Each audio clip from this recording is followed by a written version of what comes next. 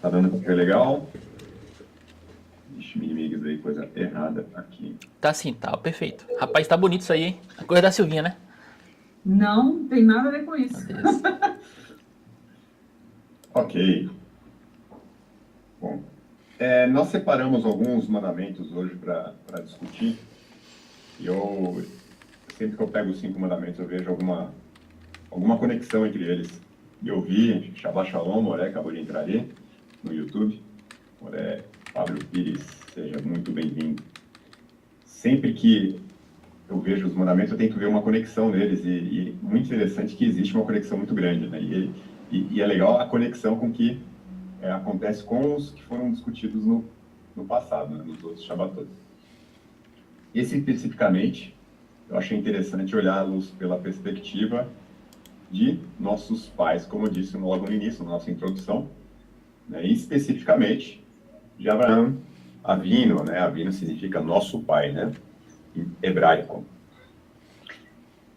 Quem era Abraão Avino? Ele era alguém que cresceu num ambiente em que existia o politeísmo, né, ou o paganismo. Né? O seu pai era construtor de ídolos e ele teve ali algumas discussões com o pai dele muito interessantes, que eu não vou trazer aqui agora, mas eu aconselho a vocês procurarem, tá, sobre a construção de ídolos do pai.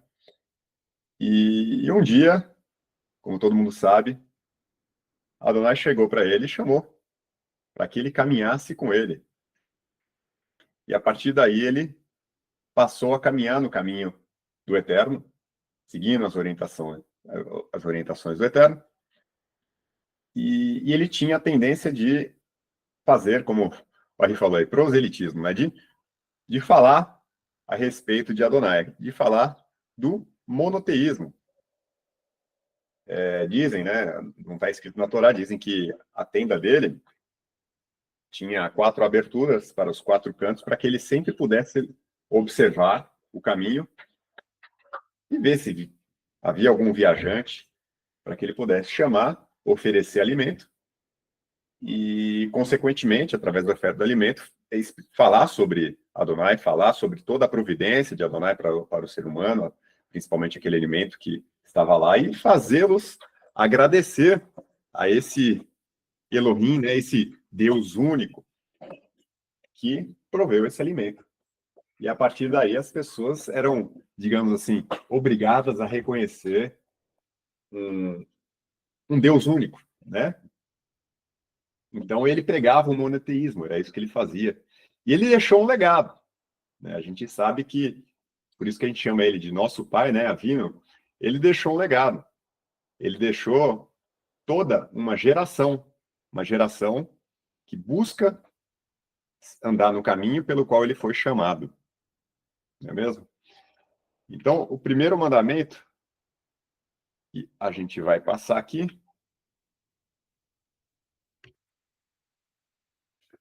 aliás, antes do primeiro mandamento, né? A imagem aqui mostra o momento que ele encontra com aqueles 3 seres, oferece alimento, né? Como é que aconteceu ali? Adonai apareceu para ele e falou assim: eu vou ocultar a Abraão, né? Ocultarei a Abraão o que eu faço, visto que Abraão certamente virá a ser uma grande nação e nele serão benditas todas as nações da terra. A palavra benditas ali é nivrehu, que também pode ser usada como enxertadas. É usada na botânica como enxerto, hoje em dia. Até hoje em dia, né? Desde então até hoje em dia.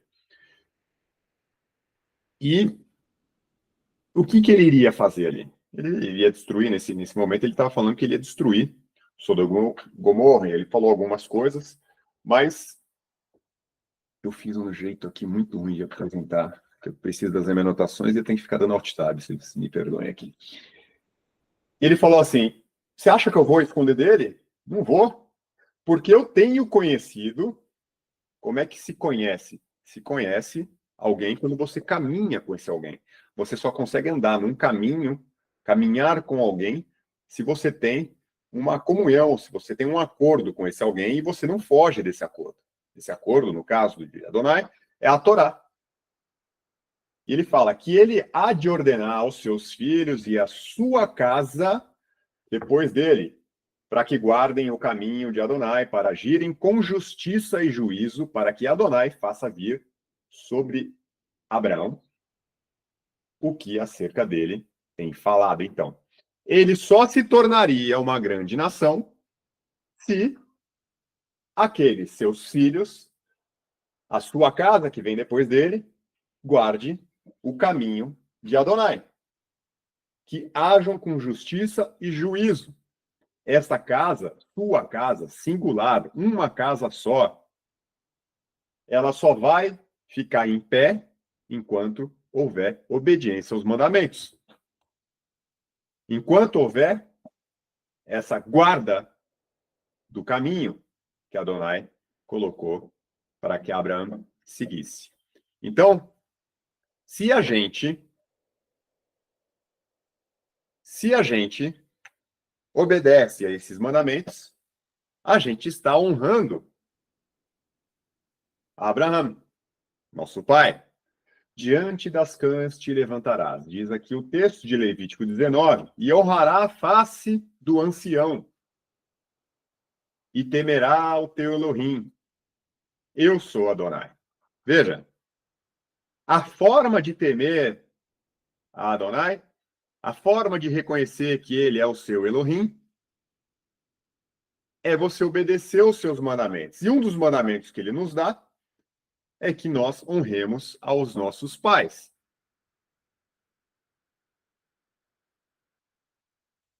A gente tem o 5º mandamento,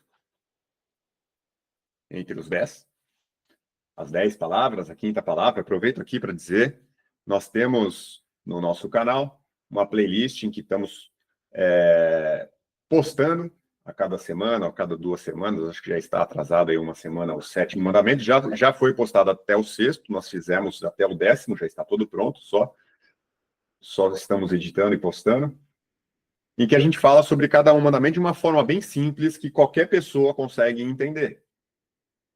E a gente tem, da mesma forma que a gente tende a tratar os assuntos aqui durante os Shabbatot, né, os sábados, Shabbatot é sábado no plural, Shabbat no plural, a gente aborda nessa série.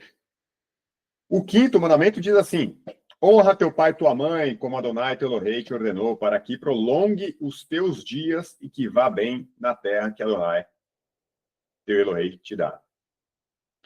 Veja bem, quando a gente olha numa perspectiva, a gente pensa pai, né, só os nossos pais e filhos, só o nosso filho, aí depois para cima é avô e para baixo é neto. Não é essa perspectiva que a gente tem que enxergar os textos da Torá, não é essa perspectiva que a gente tem que entender que aqueles que estavam lendo e escrevendo esses textos pensavam, porque pai é todo que está acima da gente, na nossa árvore genealógica, e filho é todo que está abaixo da gente, na nossa árvore genealógica. Para que a nossa vida prolongue, nós temos que honrar os nossos pais. Isso é fazer aquilo que os nossos pais ensinaram deles, obviamente, que nossos pais têm ensinado a Torá. Assim como é obrigação dos pais, e a gente conhece isso também do texto que vem logo em seguida, em Deuteronômio 6, você vai encontrar que os pais têm que ensinar a todo instante estas palavras aqui. Então, se nossos pais tiveram o trabalho de nos ensinar, a todo instante nós temos que honrar os nossos pais aprendendo, e não só aprendendo, mas fazendo aquilo que a Torá nos manda fazer. E com isso nós honramos nossos pais, nós honramos os nossos anciãos, nós honramos aqueles que vêm ensinando o seu povo ao longo dos tempos, desde Abraão. Essa é a nossa preocupação. Nós temos que nos preocupar a manter essa árvore viva. Nós somos ramos de Abraão. Nós precisamos fazer isso para quê? Para que vá bem na terra. Quer dizer, para que vá bem é para que os seus dias se prolonguem, para que você viva. E nós não vivemos somente a nossa vida, mas a nossa vida é uma continuidade da vida passada e dos nossos antepassados, e os nossos filhos vão continuar a nossa vida. A nossa vida não acaba na gente, mas a gente dá continuidade, os nossos filhos vão dar continuidade nessa techuvá nossa. E falou Adonai a Moshe, dizendo, fala a Haron, dizendo, assim abençoareis os filhos de Israel. A bênção, ela é por obediência. Os mandamentos, eles são como adubo, a palavra como água para que a árvore cresça. Se não houver essa absorção, isso é, essa obediência aos mandamentos, a árvore morre, os seus dias não são prolongados. Lá em João, primeira carta de João, capítulo 5, diz assim, como já citamos antes, nisso consiste o amor de Elohim, obedecer os seus mandamentos. Então é assim que a gente demonstra amor a Elohim, obedecendo os mandamentos. E os seus mandamentos não são pesados. Veja, se Elohim deu os mandamentos para Abraão e ele ensinou a sua casa, nós honramos obedecendo.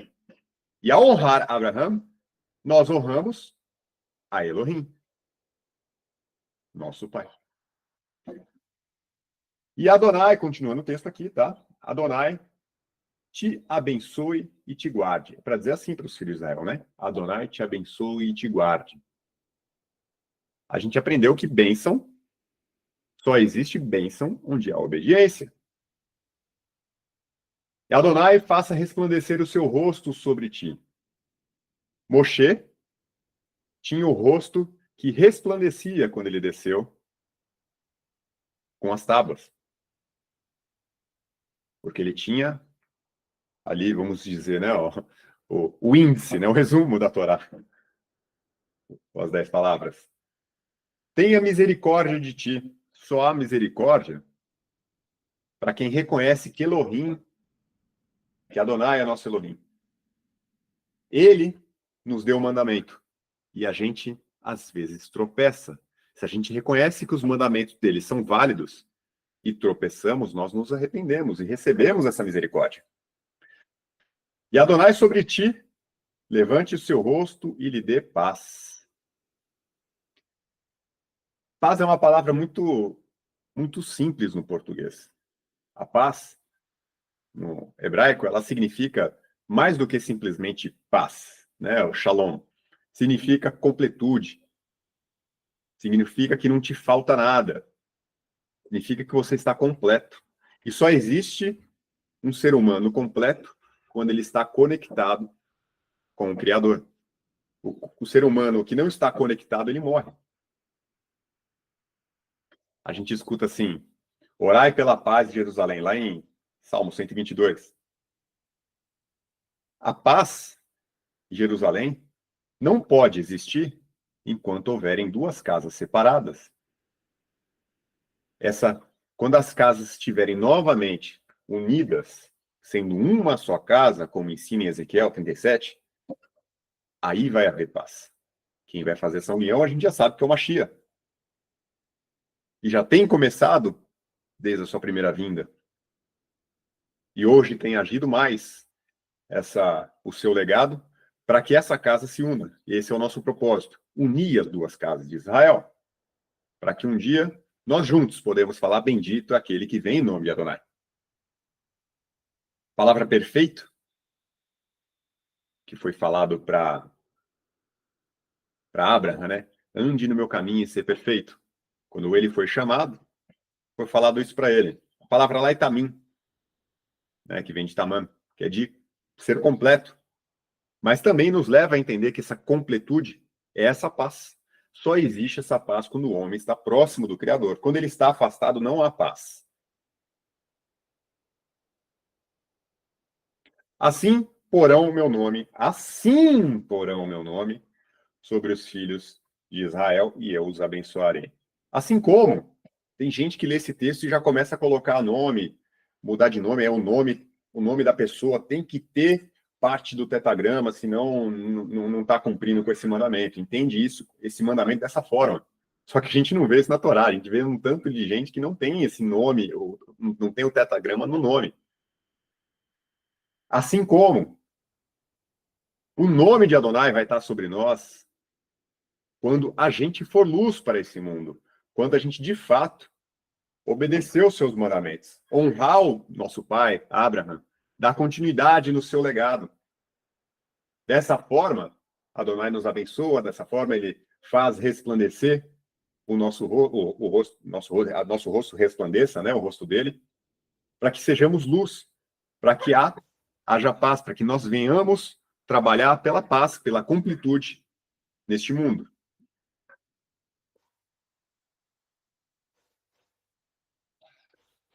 Quando entrares na terra que Adonai, teu Elohei, te der, não aprenderá a fazer conforme as abominações daquelas nações. Idolatria. Aquelas nações faziam idolatria. Entre ti não se achará quem faça passar pelo fogo o seu filho e sua filha. Literalmente fazia-se, se colocava no fogo os filhos para uma divindade aí deles. Nem adivinhador, nem prognosticador, nem agoureiro, nem feiticeiro. Quer dizer, nem essas pessoas que predizem o futuro, essas pessoas que falam, Senhor me mandou dizer isso, é assim que será contigo. De jeito nenhum. Isso a gente não se mistura. Nem encantador, nem quem consulte a um espírito adivinhador. Nem mágico, nem consulte aos mortos. Pois todo aquele que faz tal coisa é abominação a Adonai. E por estas abominações, Adonai, teu Elohei, os lança fora de ti. Então, este povo que estava na terra de Canaã tinha recebido a instrução. Lembra que todo mundo é filho de Noé, dessa geração. Todo mundo recebeu essa orientação. Todo mundo deveria saber. Né? Se vocês lerem como que surgiu no Guia dos Perplexos de Maimônides, como que surgiu a idolatria, vocês vão perceber que é um passo atrás do outro. Né? Como um mandamento nos leva a outro mandamento, o desvio também nos leva para outro caminho. E são vários os caminhos. Então, por causa de desviar um pouquinho, foi desviando cada vez mais até que começaram a servir a criação, né? No caso ali foram astros, né? Começaram a servir a criação ao invés do Criador. Primeiro começou achando que servia a criação para poder servir o Criador. Isso aí nos leva a pensar até sobre o Mashiach. Depois passaram a servir somente a criação. Acabaram esquecendo do Criador. Então, isso a gente tem que tirar do nosso meio. Era isso que levou, essa idolatria, que levou esse povo a agir dessa maneira. Isso nós temos que tirar completamente do nosso meio. Perfeito serás, aqui diz o texto no verso 13. Perfeito serás. Né? Lembra do Tamim, né? Shalom, completo, como Adonai, teu Elohei. Você só consegue ser perfeito se obedecer. Em algumas traduções fala esse texto aqui como irrepreensíveis. Isso é, obedientes são aqueles que são irrepreensíveis. Porque estas nações que há de possuir ouvem prognosticadores e adivinhadores. Porém, a ti, Adonai, teu Elohei, não permitirá tal coisa. Adonai, teu Elohei, te levantará um profeta do meio de ti, dos teus irmãos, como eu. Como eu. E a ele ouvireis. Como eu. Quem era esse eu aí? Moshe pregava Torá. Yeshua não vai pregar outra coisa. Um Yeshua que prega outra coisa não é um profeta levantado por Elohim. De jeito nenhum. A esse você não ouvirá. Este aí é a abominação. O que prega outra coisa, diferente de Moshe, é a abominação. Então, como Moshe, Adonai vai levantar no meio de ti, de Judá, como sabemos. A ele a gente vai ouvir. E ele nos mandou ouvir aqueles que sentam na cadeira de Moshe. Aqueles que se sentam na cadeira de Moisés, a eles ouvirão, mas não vão fazer conforme eles fazem. Porque dizem, mas não fazem. Ensinam, mas não fazem. São hipócritas, não são? Não podemos ser hipócritas. Só falar e não fazer. O nosso fazer tem que falar mais alto. Só assim, nosso rosto vai resplandecer a Torá. O rosto de Adonai vai resplandecer sobre nós. Nós vamos refletir isso através dos nossos atos. Não só aprendendo. É mais importante fazer. É melhor saber menos mandamento e fazer do que saber todos e não fazer nenhum.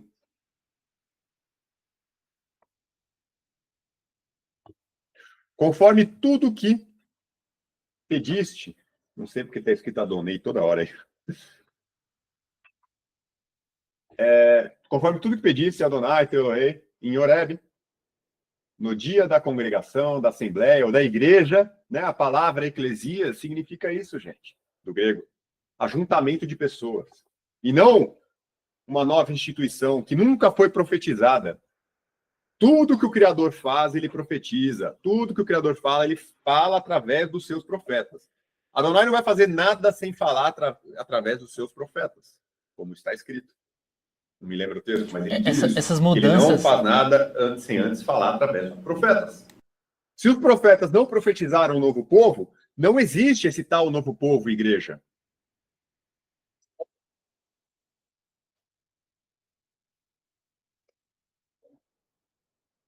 É muita mudança para que eles...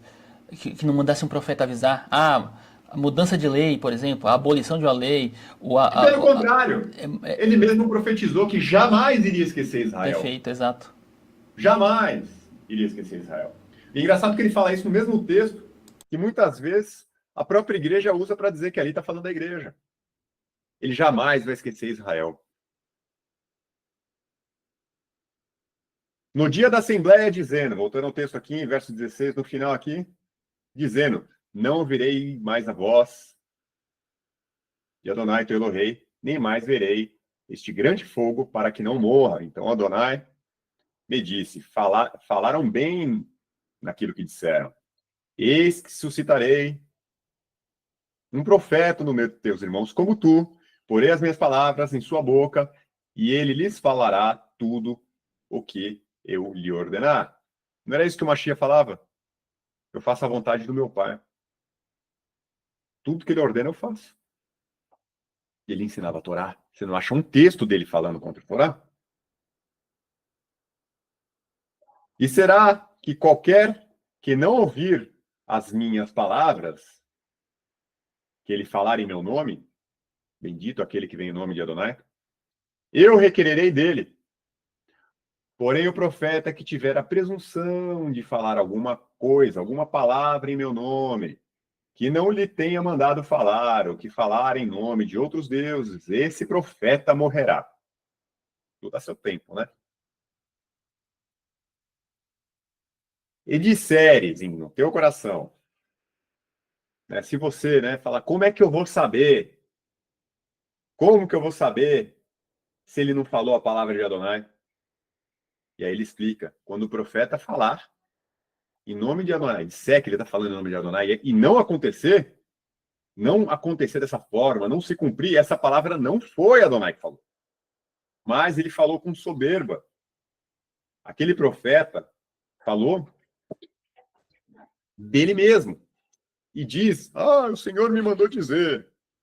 Se o Senhor mandou dizer, no mínimo, porque para você falar alguma coisa no nome do Criador, no mínimo, você tem que estar ligado a ele. Só existe ligação com o Criador, como nós já temos aprendido e discutido aqui, se você obedece os seus mandamentos.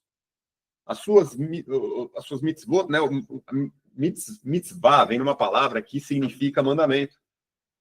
Desculpa, não era óbvio. Significa ligação.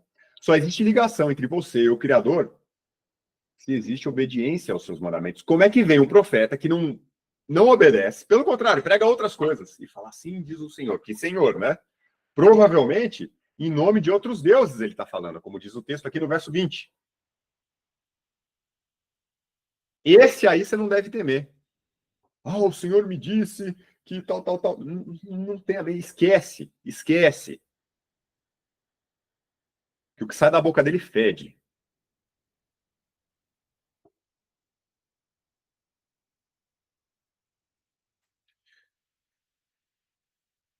Não vos virarei para os adivinhadores, encantadores. São esses aí. Estão sempre falando o que vai acontecer com você, né? Pregar o que está escrito, pregar o que está profetizado. Poxa, não precisa falar o que vai acontecer da sua cabeça, já está escrito. Vai lá nos profetas e veja, aprenda. Se conecte com o Criador para que você tenha esse dom de ler uma profecia e falar o que vai acontecer segundo a profecia, e não aquilo que assim diz o Senhor, né? Isso não. Você não deve buscá-los, porque senão você se contamina com eles. É o que o texto diz. E assim você reconhece, eu sou Adonai, o vosso Elohei. Você reconhece que ele, aquele que tirou da terra do Egito, aquele que te ordenou as 10 palavras, inclusive o quarto mandamento, que às vezes um pastor ou outro aí fala, oh, não, isso é coisa de judeu, é coisa de judeu. Só que o texto fala assim, lembre-se do dia do Shabá para separá-lo. Que ele já foi instituído lá desde Gênesis 2. Se Adonai separa, ninguém junta.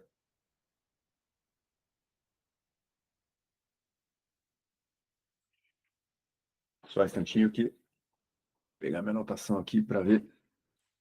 Ok.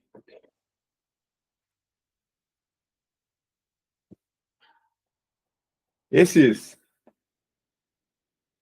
encantadores, né, ou esses adivinhadores, ensinam coisas que, as doutrinas, né? Arrebatamento, né? Que Jesus vai vir, vai arrebatar a sua igreja, coisa que não está escrito.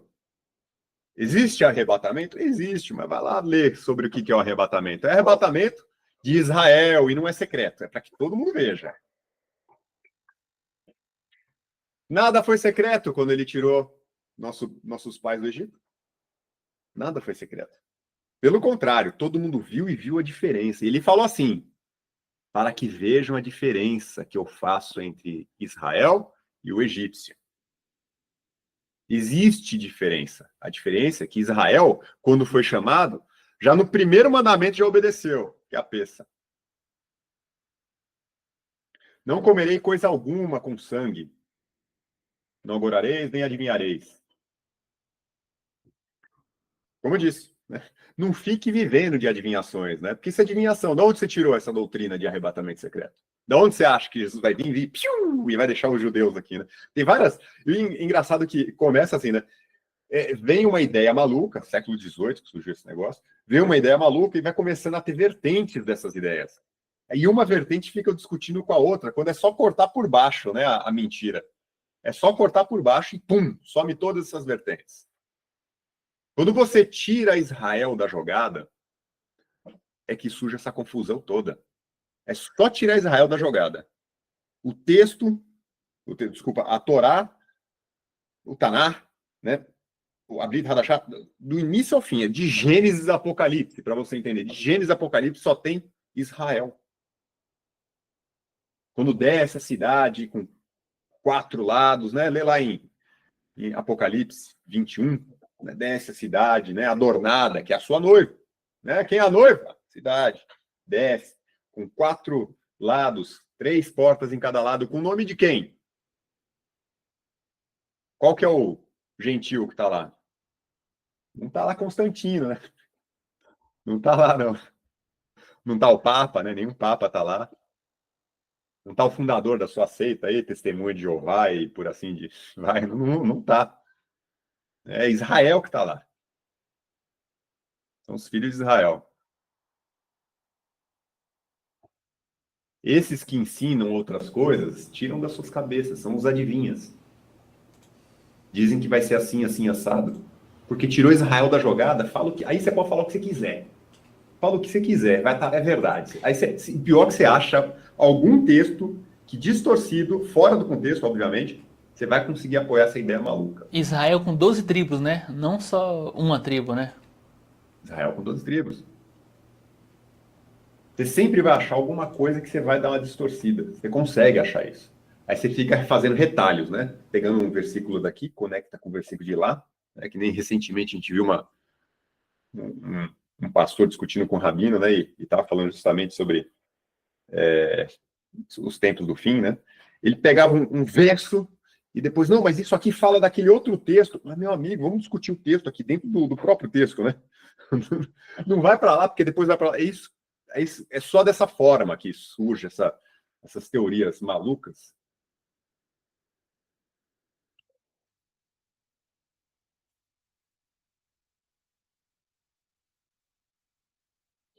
E dentro dessas presunções, né, que a gente jamais deve viver, de maneira nenhuma a gente deve viver baseado nessas presunções. A gente encontra coisa do tipo, mas a salvação não vem pelas obras. É verdade, gente. A salvação não vem pelas obras. Aí fala assim, né? Isso aí é coisa do homem. Já começa a falar coisa. Como que é coisa do homem? As obras, no caso, né? Como é que isso é coisa do homem se foi o Criador que deu para Moshe e é essa mesma Bíblia que você carrega no meio debaixo do braço? A nossa confiança tem que ser no que está explícito, o que está prometido, no que foi profetizado, e não alguém falou e teve essa maluquice na cabeça aí. A salvação é por meio da fé. Verdade. É pela fé. Só que o texto, como está aqui, Tiago, diz assim: ó homem vão, queres tu saber que a fé sem obras é morta? Porventura, nosso pai Abraão não foi justificado pelas obras? Quando ofereceu sobre o altar o seu filho Isaque? Bem vê, ó, observa, a fé cooperou com as obras, e que pelas obras a fé foi aperfeiçoada. Então, uma coisa gera outra. A fé gera obra e a obra gera mais fé. É um ciclo. Você não consegue viver sem fazer alguma coisa. Viver de fé, né? Sem você realmente executar os mandamentos. Você prova que você confia no Criador quando você faz aquilo que ele mandou. E cumpriu-se as Escrituras, que diz: e quereu Abraão em Elohim, e foi-lhe isso imputado como justiça, e foi chamado amigo de Elohim. Se você quer ser amigo, se você quiser caminhar com ele, você deve obedecer os seus mandamentos. Como é que você faz isso? Você obedece, primeiramente, aprendendo com os nossos anciãos, honrando os nossos anciãos, que ao longo do tempo vem ensinando sobre ele. Alguns, claro, colocaram peso demais. Mas ignorar completamente e achar que você vai ler a Torá e você vai entender sozinho, você vai andar sozinho. Você vai ter revelações secretas só para você. E vai fundar uma seita na tua cabeça. Por isso que nós temos que estar juntos, aprender uns com os outros, como foi dito aqui no início, para que a gente não viva conforme somente a nossa cabeça e não venhamos ser um desses que são os adivinhos, um desses que são os que... agora eu não consigo buscar o texto anterior, né? Os adivinhadores, os encantadores, que não sejamos esses, mas que a gente se conecte com os nossos irmãos e aprendamos uns com os outros, que a essência da Torá venha nos conectar. E assim nós honraremos Abraão, nosso pai. Você acha que ele está feliz? Cada um está num canto? Cada um dos seus filhos está num canto? Que a gente esteja junto. Essa é a mensagem de hoje. Shalom.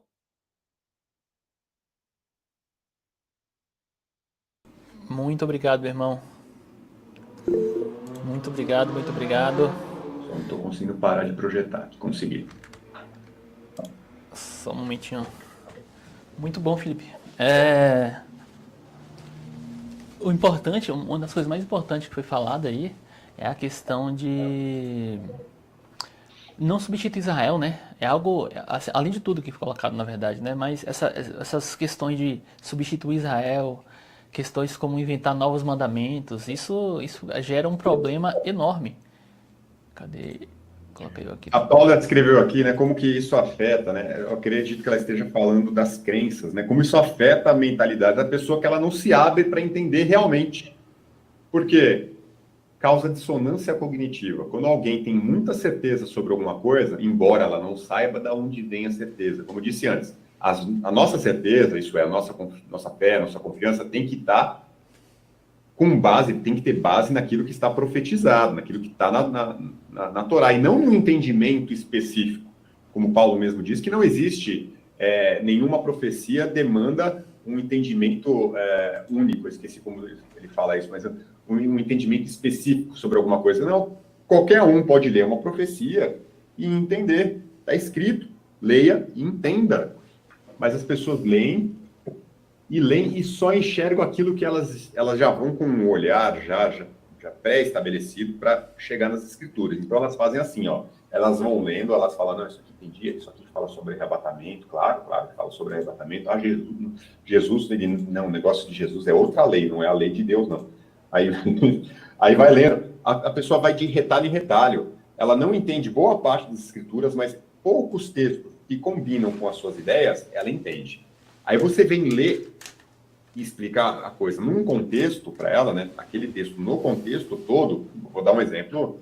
Muita gente usa o texto da lavagem das mãos. O texto fala sobre lavagem das mãos. As pessoas usam aquele texto que foi inclusive enxertado no finalzinho. Algumas Bíblias nem tem, né? Que declarou puro todos os alimentos.